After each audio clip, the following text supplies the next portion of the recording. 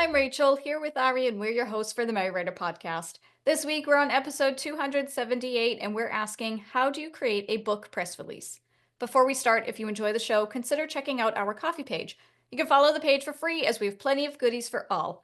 And if you're feeling generous, a one-off donation will get you access to more treats, or you can become a Merry Writer for just $2 a month.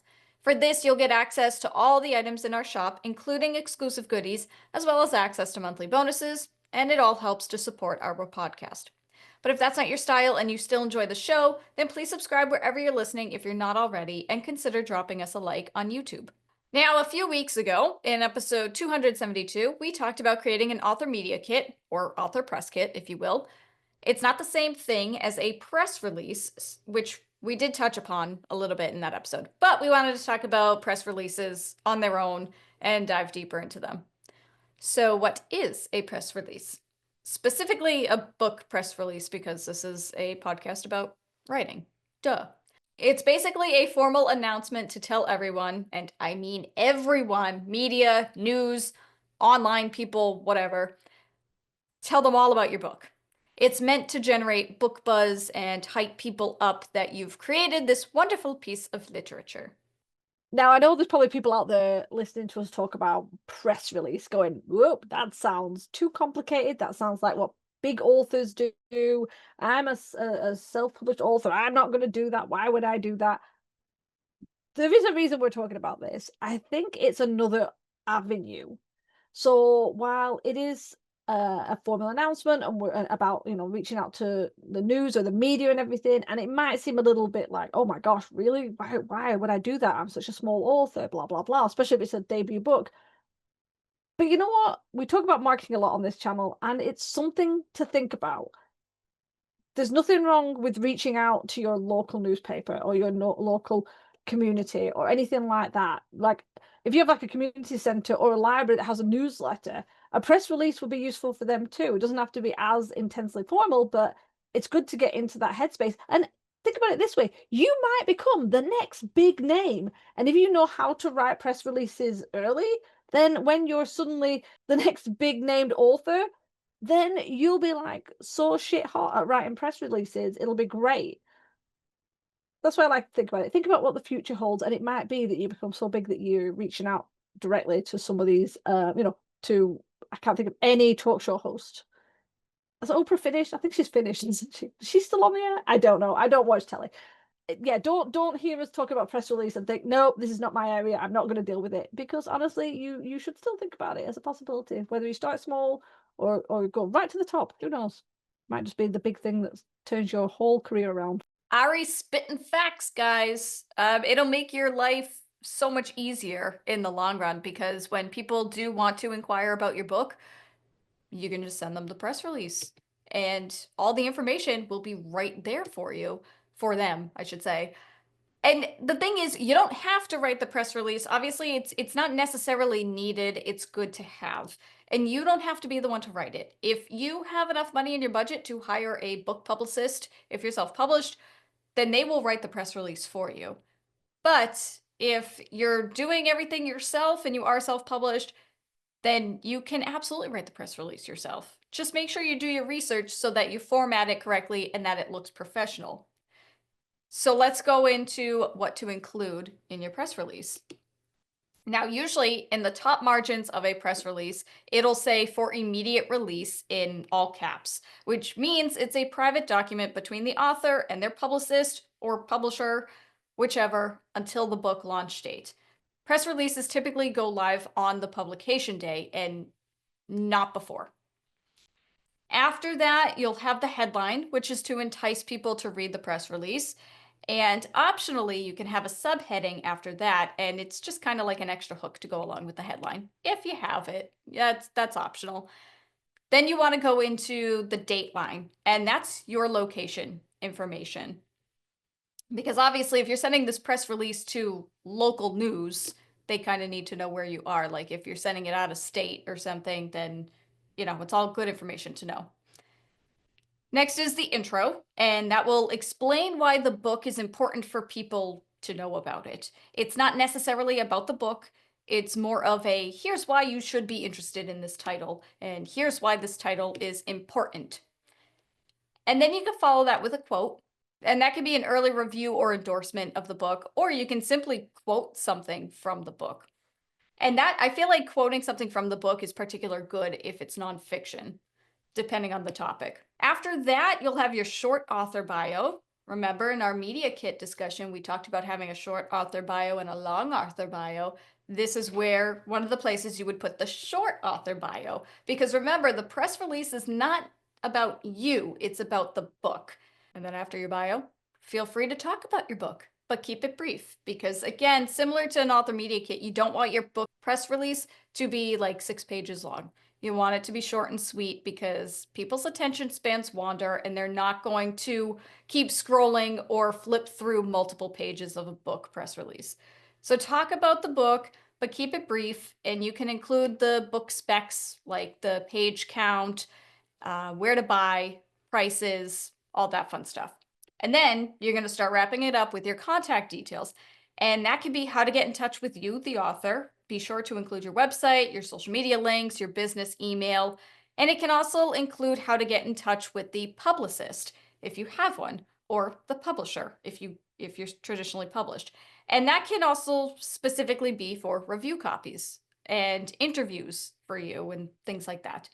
And finally, you want to have a call to action because everything these days needs to have a call to action. And you can ask for reviews if people read the book. You can invite them to an event you're doing in a certain area, whether it's a book signing or whatever. You can simply just ask them to visit your website, just as long as it's like engaging for the whoever's reading your press release to follow up after reading the press release.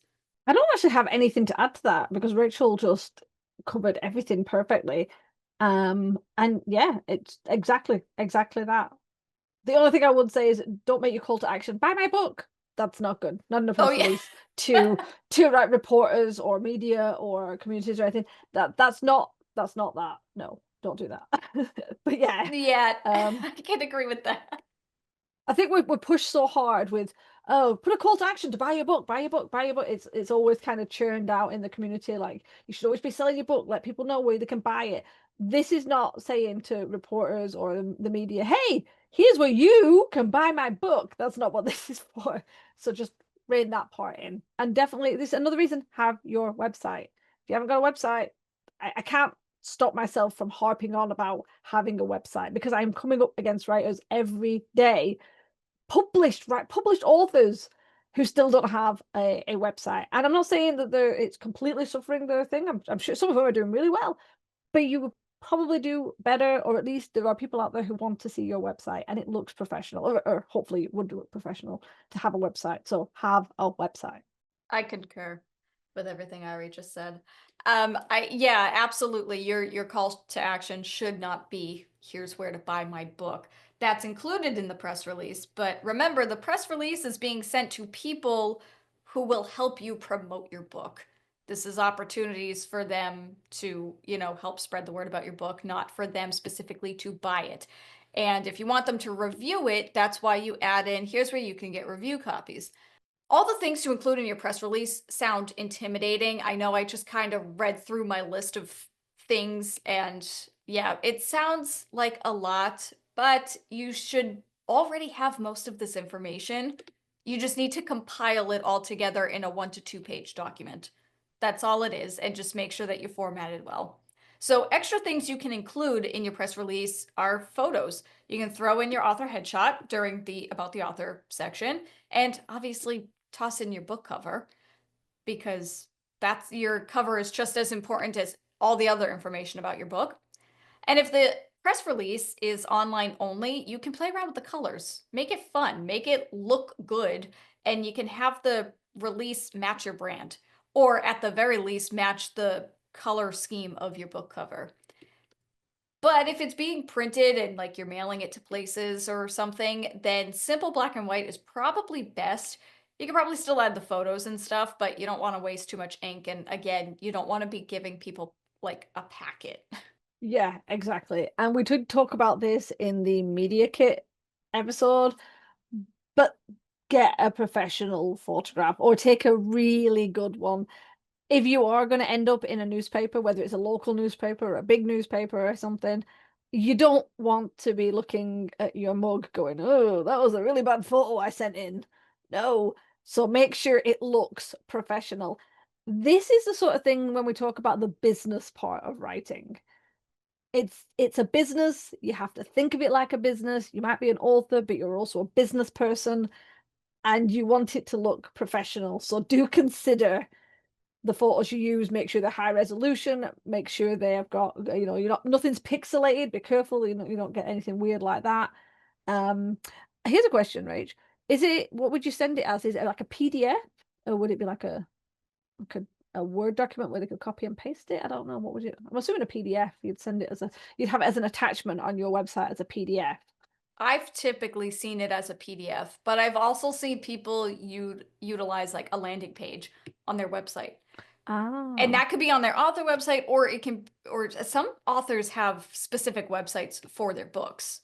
Whether it's a single book or it's a series, they'll have a separate website. And then they'll have all the press release information as like a landing page. So I guess I mean, it's personal preference. It's up to you how you want to do that. I feel like with the author media kit, if people have that on their website, it's kind of it's available for everybody to see, and you can obviously send it to people too, but you can still access it from your website. Press releases are more private. So I've seen like even if it's a landing page on their website, there's no link to it in the main menu. If you have the link to it, you can have access to it if, the author sends you the link or the publicist sends you the link. But if I just went on their website and I wanted to find their press release, I would need to know the exact link. Um, or they could send it as a PDF. I've never seen it as like a Google Drive or anything, but also that doesn't mean anything. Maybe people do it as Google Drives and I just haven't seen it. But typically PDF or a landing page is what I've seen. Yeah, I actually like the idea of a landing page, especially if they're going to like copy and paste the text. Maybe that's because people keep spelling my name wrong and it gets on my nerves. I appreciate Megalyn is a weird name, but it's an EN, not an AN. And sometimes the H and the G gets moved around no matter how many times. And I'm not even being picked up by like media people or anything impressive. It's just like even small like blogs and everything, the number of times it's like, could you change the spelling? You spelt my name wrong. But that's a whole gripe for a totally different day. So yeah, having it on a page that you can just copy and paste it so they'll spell it right because I spelt it right would be helpful. That's actually one of the things Ari and I met. She wrote a guest post for my blog and I spelled her name wrong. And to be fair, I knew it was Meglin, but it was a genuine typo that I missed because Ari's guest post went live on my blog and then I got an email from her like an hour later and she was like, "Hi, just one thing, it's Meglin, not Megan." I Oh, I wrote, remember I think that. I don't know if it auto corrected or what, but it was a typo that I completely missed. And I felt so bad because I'm like, I know it's Meglin. The L disappeared. Little fun I fact for honestly the have rest of you. no memory of that. Oh This my was not me God. It calling you was, out, no, but no, I no. know that. But I mean, this was like 2013, 2014. It was a long time ago. Yeah. I don't even think Oh it's my published gosh. anymore because I've changed my website since then. I couldn't even tell you what Yeah. you wrote about for my blog. Oh gosh, no. Probably Yeah. some nonsense. Sounds about right. Yeah, having the landing page would help a lot. But obviously, if you're doing a paper copy of your press release and you're sending it to libraries or something like that, you can't really just give them a QR code and expect them to actually scan it in and go to your website. I mean, I guess you could do that. I don't know. Maybe other people have done that and it's worked for them. I don't really know. But it is better to have like that paper copy of your press release. And again, 1 to 2 pages are good. We might be able to get away with 3, but still make sure it's formatted professionally and it's easy to read and it's not too long because with the landing page, people will scroll. I mean, they can mindlessly scroll for days and days, but if it's a paper copy, they're not gonna thumb through 5+ pages. Yeah, that's true. And it's like with a blog. Um, Sometimes you have to break into paragraphs, even though technically it's not the right time to put a paragraph in because you need to break up large chunks of text. Nobody wants to read large chunks of text.